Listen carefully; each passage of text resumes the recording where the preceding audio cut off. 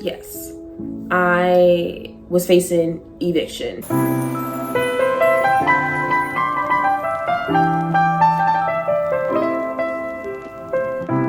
Hello and welcome to my channel. It's yours truly, Jasmine. And in today's video, I want to talk to you guys about how God spoke to me about moving to Texas. Before we get into this video, please comment, like, and subscribe, and hit the bell button so that you're notified every time that I post. Now, let's get into it. I've spoken about this multiple times in my other videos. Sidebar, this is why I say I really recommend you guys watch my videos in order, because you'll be able to follow along basically. But I grew up in the same church from birth up until 2020 when my church closed down due to COVID. But I had the same pastor for majority of my life.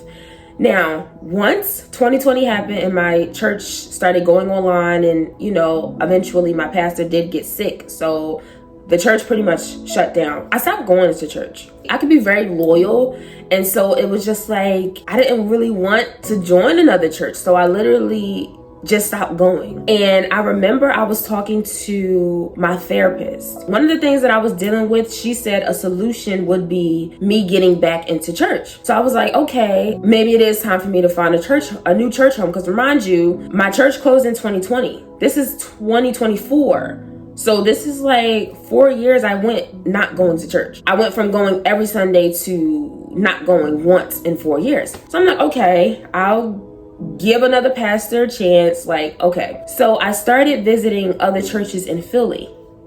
Again, watch my other videos in order, but I spoke about being born with the gift of discernment. So the churches that I would visit, they didn't resonate with my spirit. Not saying that anything was wrong with those pastors or anything like that. It just wasn't a place for me. It wasn't a place where I was like, you know what, this is my church home. So again, I'm visiting different churches all around Philly, and nothing felt right. Nothing felt right. So I want to say maybe it was the middle of 2024, I would say.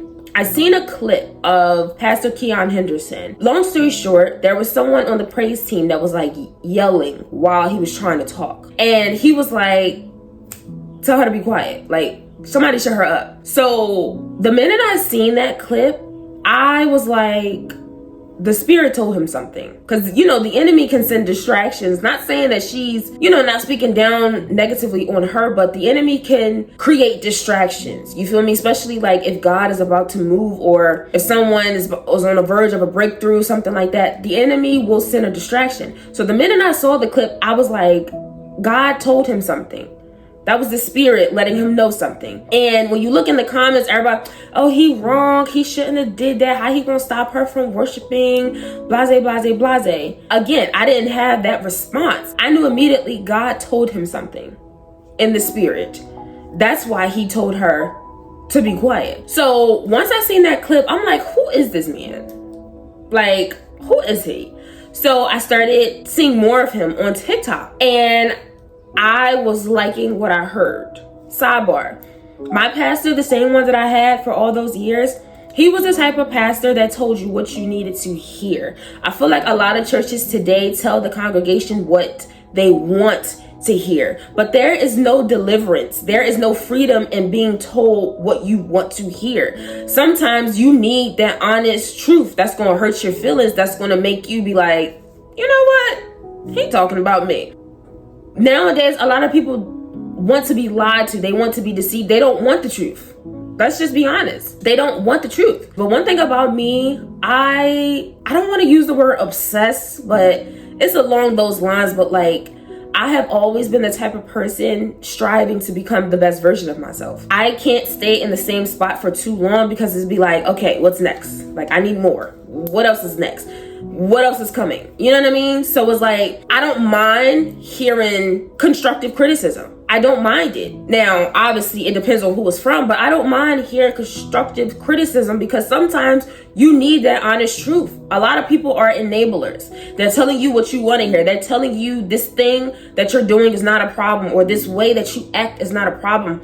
Whole time, that thing is hindering your growth. You know what I mean? I'm not a fan of pastors that just tell the congregation what they want to hear. And the pastor that I had for majority of my life, he was one of those pastors. He gonna hurt your feelings. He gonna hurt your feelings.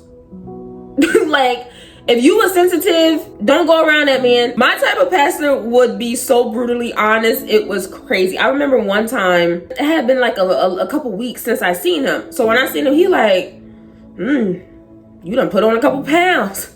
I was like, I couldn't even be mad because he right. But again, I'm just the type of person, I like brutal honesty. I like constructive criticism because you need that in order to grow. So after that first clip of Pastor Henderson, I started seeing him on my TikTok more often. And every clip I seen, he had a powerful message. And I'm like, who is this man? So I did my research and I found his YouTube. He streams his sermons and services online. So one Sunday I tuned in. And I knew, I'm telling y'all, I knew immediately, that's my pastor. I knew immediately. Again, I was born with the gift of discernment. So it doesn't take me long to know if something's for me and if it's not. I remember my therapist was like, because mind you, when I visited the churches, I would tell her like, no, that wasn't it. And she was like, maybe you need to go back a couple times and and I'm like, no, all I need is that one time. When you have the gift of discernment, like almost immediately. So I knew. Once I tuned in online that Sunday to watch his service, immediately I felt, yep, this is my church. I felt the presence of God through the screen. At that time, I was still in Philly. I was in my 1-bedroom apartment. I was watching the service in my living room. Y'all, I was in tears in my living room. I felt the Holy Spirit through the screen. I'm like, I knew immediately, yeah, this is it. This is it. This is it. The church physically was in Texas. I was in Philly. So I was just tuning in online every week. I started paying my tithes. I became a member. All this was online, right? So I'm doing this for months.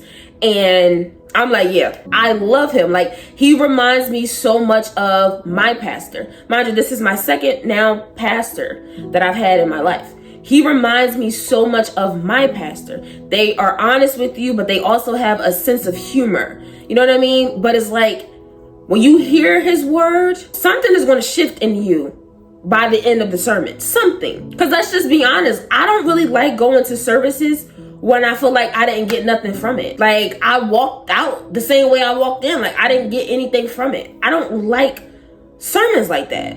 I'm just speaking for me. I don't like sermons like that. I like to leave church different, have learned something different. If you walk out of church the same way you walked in, that is a problem. So again, months has gone by and I've been tuning in online every Sunday. Towards the end of 2024, I started feeling stagnant in Philly, right? It's like God was making me uncomfortable. I felt like I couldn't blossom there. Remind you, I've been in Philly, born and raised in Philly. There was nothing more to see in Philly that I haven't already seen. There was nothing more to do in Philly that I didn't already do. Like, let's just keep it a bean. Philly is not that big. It's really not. So I felt really stagnant. And I'm like, I feel like I can't blossom here. I feel like I can't grow here. God was making me so uncomfortable. Like, I didn't even want to go out anywhere. The crime in Philly has gotten so bad. Like, it has gotten so much worse. Philly always had crime, but I feel like back in the day, things would only happen if you were in beefs or if you was a part of a hood that was beefing with another hood, then stuff happened. It got to the point where you could go somewhere and wrong place, wrong time. So as a result, I just stopped going out. Like, I wasn't even going outside. So I'm just like, I can't blossom here. I've always felt that like I was meant for greatness. So, and again, I told y'all, I'm like obsessed with becoming the best version of myself. So I can't be complacent. I cannot be in the same place for too long. Because it's like, what's next? When I joined the gym, after, I want to say maybe 6 months, I switched up my routine. And then after a year, I changed my gym location. I was at Planet Fitness at the time. Planet Fitness, you can go to any location, anywhere around the world. So I went from one location just to get something new. Like, I can't do the same thing for too long. Like, I gotta spice it up a bit, After a while, I need change. Okay, moral of the story. Yeah, God was just like, he had me really uncomfortable, and I just felt like I couldn't blossom where I was at. And I had talked to my therapist about it. You know, I gave her an update on like the churches. I'm like, I didn't find anything. And then I did tell her like I have been tuning in online at the Lighthouse Church. She was like, okay, well, you know, that's better than nothing. Like, that's better than no church, even though it is online. But I explained to her, like, I feel the presence of God through the screen. Like, it's almost as if I am there. Like, seriously. I remember one day I was in an Uber. I don't remember where I was going, but he was like asking me like, where was I from? He said I had an accent. And then I remember I told him I wanted to move. He was like, where to? And I was like, I don't know. It's kind of between Texas and Atlanta. I said Texas not because of the church. I said Texas because I heard that it was really, really cheap living for like really beautiful houses. And then I said Atlanta because at the time I was like doing makeup tutorials and stuff like that. So I know Atlanta is like a nice place for the beauty industry. I remember specifically I said those two places, right? So fast forward to, I want to say August, right? My birthday was in August. And I basically took 3 of my paychecks to celebrate my birthday. Don't ask me what I brought because I didn't even go out of town or anything like that. I don't know what I brought. I don't know what I did. But it was something stupid. It was something that didn't need 3 paychecks. But I splurged for my birthday. And as a result, I fell behind on my rent payments. Okay? Now, this is like in August. So I fell behind. I just stopped paying my rent. That sounds so irresponsible, but it's a testimony. Don't judge me. Don't judge me. I ended up just stopped paying it because it was hard for me to pay the current rent while paying what I owed. So I just stopped paying it. And I want to say in March of 2025, I had got the eviction notice. Yes. I was facing eviction. I got served, I forget what it's called, but it's like you have a certain amount of days to pay what you owe, or you know what I'm saying? So I didn't pay what I owed, so I was facing eviction court. So in March, I got the notice of eviction court, and my first hearing was like the end of March. So I go to the hearing, and mind you, I owe like at this point I was at like $8,000. I'm not joking. I was at like $8,000. So in Philly, they have free representation for low income. So I had someone that was representing me and whatever. And we go to the hearing, and she's like, basically the property had violations, right? So they was like, oh, we're going to push the court hearing date back 30 days so that they could get their stuff situated. So we didn't even have, like I literally went there for nothing. Basically, it came up that they had violations. They needed to get that settled before we could do anything regarding the eviction. So she's like, we'll come back in like 30 days and we'll get a verdict.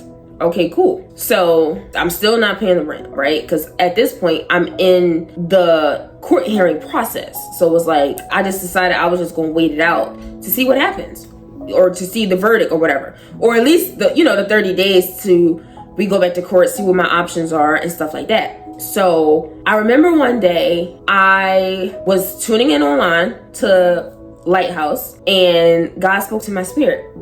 He said, get to the church physically.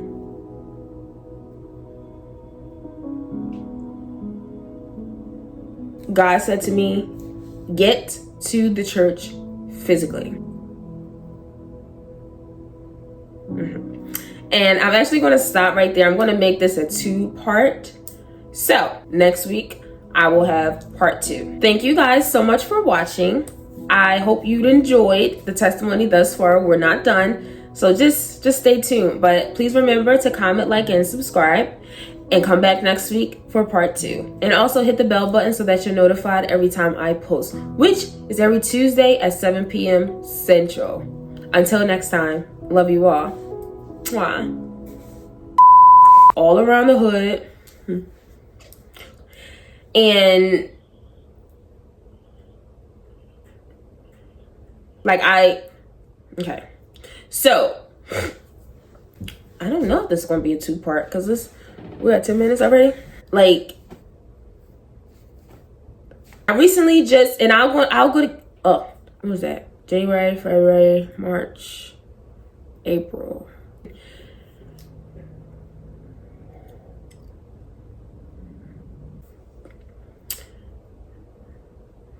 The first, where we at? I'm at 18 minutes. Okay, because it says stop at get to the church physically. Okay.